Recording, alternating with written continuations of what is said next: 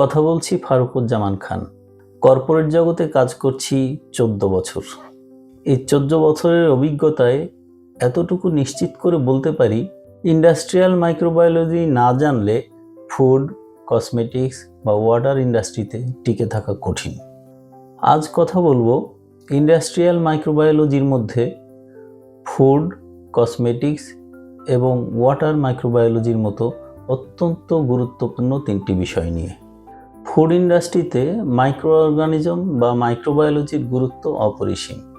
কারণ micro organism food প্রসেসিংয়ে যেমন গুরুত্বপূর্ণ ভূমিকা পালন করে, ঠিক তেমনিভাবে কন্টামিনেশনের মাধ্যমে ফুড স্পয়েলেজের প্রধান কারণ।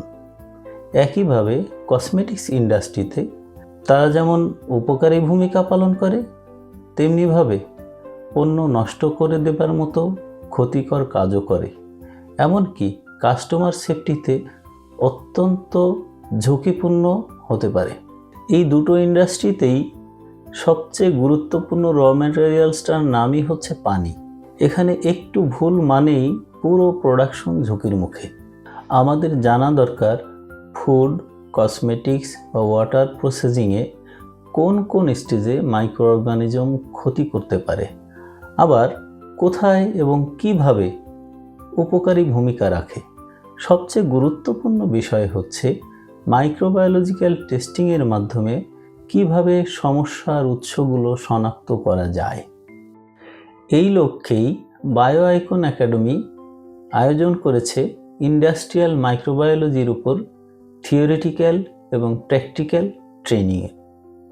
এই 3 দিনের ট্রেনিংয়ে থাকছে ল্যাবরেটরিতে হাতে কলমে মাইক্রোবায়োলজিক্যাল টেস্টিং বা হ্যান্ডস অন ট্রেনিং, ইন্ডাস্ট্রিয়াল প্রসেসে মাইক্রোবায়োলজির বাস্তবিক প্রয়োগ এবং ইন্ডাস্ট্রিতে মাইক্রোবায়োলজিক্যাল কমপ্লায়েন্স কিভাবে মেনটেন করতে হয়।